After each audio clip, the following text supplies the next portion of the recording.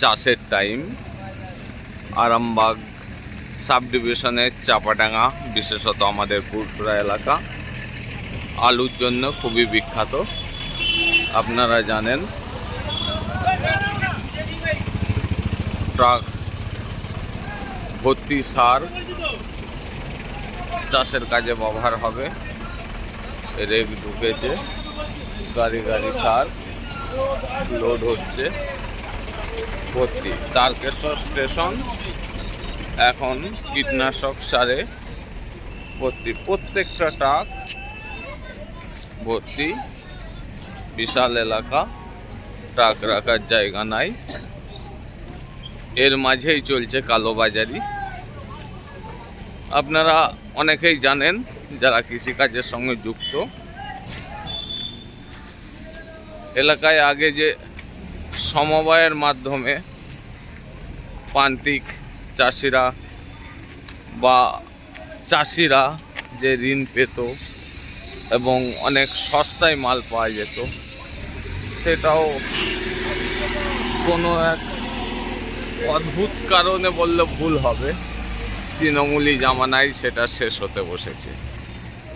আজ চাষিদেরকে চড়া দামে, কিছুটা বলতে পারেন মহাজনদের কাছ থেকে অতিরিক্ত পয়সা দিয়ে বীজ এবং সার কিনতে হয়। এই সারই আমাদের চাষের কাজে লাগে। আমরা পুরসুরা এলাকার মানুষ যারা আছেন তারা জানেন, যখন আলুর দাম একটু বেড়েছিল, আমাদের মাননীয় মুখ্যমন্ত্রী উনি আমাদের পুরসুরার অনেকগুলো হিমঘরে পুলিশ পাঠিয়ে দিয়েছিলেন।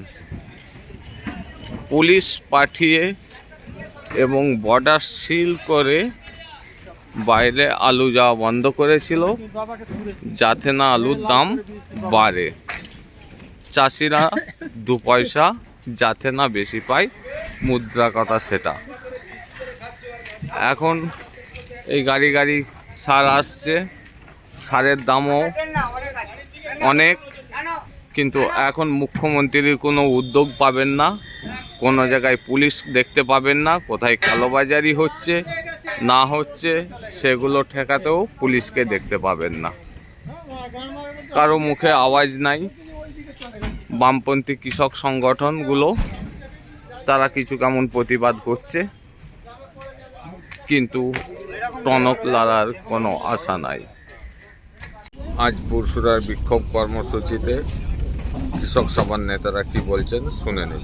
বাড়িতে খোঁজনি যে আপনাদের দিদি আর দিল্লির দাদা দুজনে মিলে আজকে চাষির কি সর্বনাশা করছে, আর যদি সেইটা না বুঝে চটি চাটতে যান, তারা মানুষ কিন্তু ছেড়ে কথা বলবে।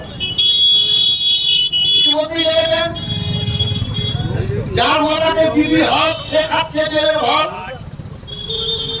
আপনারাও শোনার কথা, তারা ওসিকে দেখেছেন তো, দিদি বাঁচাতে পারেনি, আইন বাধ্য করেছে ওই ওসিকে জেলে ভরতে। সেই জন্য চটি চাটা বন্ধ করে মানুষের কথা বোঝবার চেষ্টা করুন। আচ্ছা, আপনারাই তো পুলিশ অফিসার, কিছুদিন আগে আপনারা কি করছিলেন? পরস্পরে ঘুরছে, পুলিশ ঘুরছে, কেন? আলু বার করে দিতে হবে।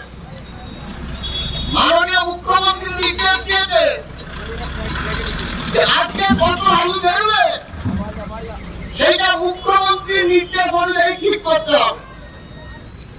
আচ্ছা ভাবু তো, আলু রেখেছে চাষি, স্টোরে ভাড়া দেবে চাষি, চাষির সঙ্গে স্টোর মালিকের কন্ট্যাক্ট হয়েছে, বন্ড হয়েছে, 30 নভেম্বর পর্যন্ত আলু থাকবে।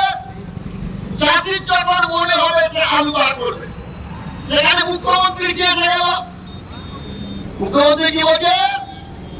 দাম কমাতে হবে, আলুর দাম কমাতে হবে। দেখবে ছাড়েনি, এখনো গত 3 দিন আগে মিটিং করেছে এই মুখ্য মুখ্যমন্ত্রী বলেছে আলুর রেট বেড়ে দেবো, স্টোর থেকে আলু বেরোবে তার দাম কত হবে উনি বেঁধে দেবেন।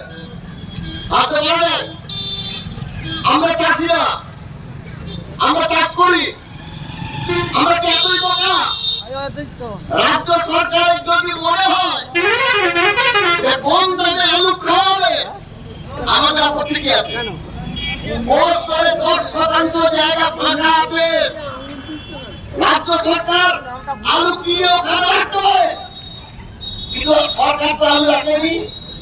চাষির আলুতে ভারত কৃষক সভার পরশুয়া থানা সমিতির সম্পাদক কমরেড রামকৃষ্ণ মণ্ডলকে পেয়েছি, ওনার দিয়ে জেনে নেব আজকে যে আপনারা পরশুয়া এই চৌমাথাতে পথ অবরোধ, বিক্ষোভ কর্মসূচি ইত্যাদি পালন করলেন, কেন পথে নামতে হলো? আলু একটু জোরে। কালো বাজারি চলছে। যে আলু প্রথম পর্যায়ে ছিল যখন শুরু হয়, অর্থাৎ আলু বীজ যখন প্রথমে আসে, ছিল 2800 টাকা চন্দ্রমুখী, ছিল হেমাঙ্গিনী 2700 টাকা, ছিল বোগরাজ 1500 টাকা। সেই আলু হঠাৎ করে দেখা গেল ব্যবসায়ীরা ওই বর্ধমান বা আরও আগে স্টকগুলোকে দাঁড় করে দিচ্ছে, দাঁড় করে দিয়ে চাষিদের বলছে আজ আলু আসেনি। তারপরের দিন বলছে দাম বাড়া, আজকে 300 টাকা বাড়া। তারপর দিনে দেখা গেল যে আরও 200 টাকা। এইরূপভাব করে এক সপ্তাহের মধ্যে সেই আলুটাকে 4200 টাকায় নিয়ে গিয়ে পৌঁছালো, অর্থাৎ 2800-2900 টাকার আলু 4200 টাকা হচ্ছে বিক্রি হচ্ছে। সরকার কি উদাসীন, কোনো পদক্ষেপ নিচ্ছে না? সরকার তো কোনো পদক্ষেপ নিচ্ছেই না, একেবারে পুরো খোলাবাজারে ব্যবসায়ীরা যেমন ইচ্ছা চাষিকে হচ্ছে ঠকাচ্ছে।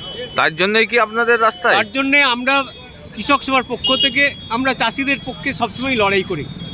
যেমন হচ্ছে চাষির ফসলের দাম পাওয়ার জন্য লড়াই করি, তেমন চাষির ওপর যে অন্যায় হচ্ছে এই আলুর কালোবাজারি এবং আলুর গুণমান, এটাও আবার একটা বিষয় আছে।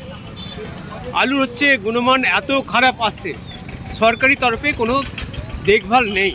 এই তৃণমূল সরকার একেবারে কোনো ওই ব্যবসায়ীদের উপরে কোনো রকম হচ্ছে হস্তক্ষেপ করে না। আর একটা কথা শোনা যাচ্ছে কীটনাশক সারের দামও নাকি খুব বেশি। ভাবা যায় না যে পটাশ, বামপন্থী সরকারের আমলে পটাশটা সবচেয়ে কম দাম ছিল, 250 টাকা বস্তা হিসেবে পটাশ পাওয়া যেত। এখন সেটা 1800 টাকার ওপর হচ্ছে সেই পটাশের দাম। আবার শুধু তাই না, যে সমস্ত সারগুলো আছে চাষিরা তাদের ইচ্ছা মতো সার নিতে পারছে না, তার সঙ্গে ট্যাগিং ধরিয়ে দেওয়া হচ্ছে, ন্যানো ইউরিয়া নিতে হচ্ছে, যেগুলো হচ্ছে চাষিকে মানে প্রতি বস্তায় 250-300 টাকা করে এক্সট্রা হচ্ছে দিতে হচ্ছে। সারের দাম তো এক হচ্ছে কয়েক বছরে 5-7 বছরের মধ্যে সারের দাম 1.5 গুণ হচ্ছে বেড়ে গেছে। যে ওই আপনার ইউরিয়ার দাম সবচেয়ে কম ছিল, তখন 150 টাকা বস্তা ইউরিয়া ছিল, আজকে সেটা 500 টাকা বস্তা। এলাকায় গেলে শোনা যায় বামফ্রন্ট আমলে যে সমবায় প্রথা ছিল, সমবায়ের মাধ্যমে মানুষ সার, বীজ, লোন ইত্যাদি নিয়ে চাষ করত, এখন সেটা নাকি অনেকটাই নষ্ট হয়ে গেছে। আপনার মতামত? সমবায়গুলো তো নির্বাচন করেনি, পরিচালন বোর্ড নেই, মনোনীত বোর্ড হচ্ছে তৃণমূলের লিডাররা সেখানে বসে আছে, আর এই সমবায়কে ধরে কারবারটা হচ্ছে শুরু করেছে গভর্নমেন্ট। সেন্ট্রাল গভর্নমেন্টের এর বিষয় এর পিছনে আছে, কারণ ওই ন্যানো হচ্ছে অমিত শাহের ছেলের হচ্ছে কারবার। ন্যানো স্যার অমিত শাহের ছেলের কারবার, যার জন্যে তারা হচ্ছে যখনই ইফকো ইত্যাদির হচ্ছে যেটা হচ্ছে সরকারি লেভেলে একটু দেখাশোনা করে আসতো বেনফেড ইত্যাদির মাধ্যমে, সেগুলোতে এখন হচ্ছে ট্যাগিং ধরিয়ে দেওয়া হচ্ছে এবং চাষিদের থেকে এক্সট্রা পয়সা নেওয়া হচ্ছে ওই সার হচ্ছে পরিচালনা করার জন্য। এবং দেখবেন যে এখন প্রতিটা সারের দোকানে প্রধানমন্ত্রীর ছবি দেওয়া, ছবি দিয়ে হচ্ছে তাদের প্রচার করতে হচ্ছে, জৈব সারের প্রচার করতে হচ্ছে। আসলে প্রধানমন্ত্রীর নিজের প্রচার এবং তার সঙ্গে তার হচ্ছে যে সমস্ত সাঙ্গপাঙ্গ তাদের হচ্ছে পাইয়ে দেওয়ার হচ্ছে ব্যবস্থা, এই হচ্ছে সারের বাজারে চলছে। অনেকে আশঙ্কা করছে আবার সেই আগেকার জামানার মতো জোরদার জমিদার প্রথা চালু হবে যদি এইভাবে চলতে চায়। তা আপনারা বামফ্রন্ট কি ভাবছেন, কৃষক সভা কি ভাবছেন? আমরা তো দেখছি এখন হচ্ছে আগেকার আমরা যখন ছোটোবেলায় ছিলাম তখন কাবলিওয়ালার নাম শোনা যেত, টাকা ধার দিত বেশি সুদে এবং টাকা না দিলে এসে বসে থাকতো, উনুনে পা ভরে দিয়ে বসে থাকতো, তার হচ্ছে বাড়িতে হাঁড়ি চড়বে না। আর এখনকার দিনে আমরা দেখছি ওই মাইক্রো ফিন্যান্স বন্ধন, প্রতিটা গরিব মানুষ বন্ধন লোনে হচ্ছে বাধা পড়ে গেছে। যেমন হচ্ছে আগে মহাজনের কাছে বাধা পড়তো, এখন হচ্ছে বন্ধনের কাছে বাধা পড়েছে। আপনাকে কোনো ওই জামিন রাখতে হবে না, কোনো হচ্ছে বন্ধক রাখতে হবে না, আপনি টাকা পেয়ে যাবেন, শুধু হচ্ছে আধার কার্ড আর ভোটার কার্ডটা থাকবে। কিন্তু প্রতি সপ্তাহে সপ্তাহে ওদের হচ্ছে সুদ দিতে হবে, কিস্তি দিতে হবে। এই কিস্তি দিতে না পারলে অনেকে হচ্ছে বাড়ি ছেড়ে চলে গেছে। আমরা জানি আমার গ্রামে একটা ঘটেছে, কিস্তির টাকা আনতে আসবে, অতএব ছেলের মা হচ্ছে বাড়ি ছাড়া হয়ে গেল। কোন বাড়ি কার বাড়িতে গেছে সেটা পর্যন্ত খবর দিল না। তার ছেলেটা সেদিন মারা গেল, মা জানতে পারলো না তার ছেলে মারা গেছে।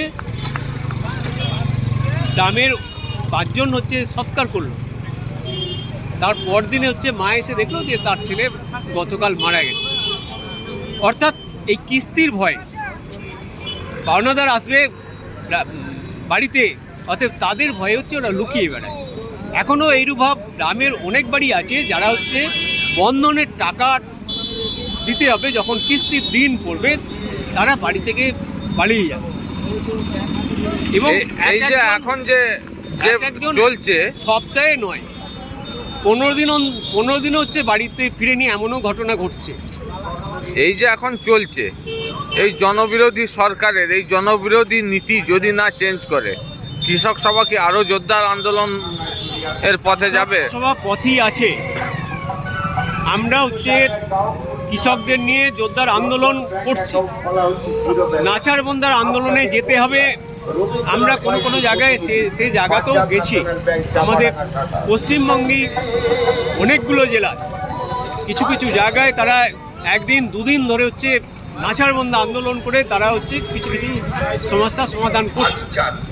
কিন্তু সরকার হচ্ছে যে পর্যায়ে যাচ্ছে, যে পাশের যে দেশ আমরা দেখেছি শ্রীলঙ্কা, সেখানকার হচ্ছে সরকার হচ্ছে ভয়ে পালিয়ে গেছে।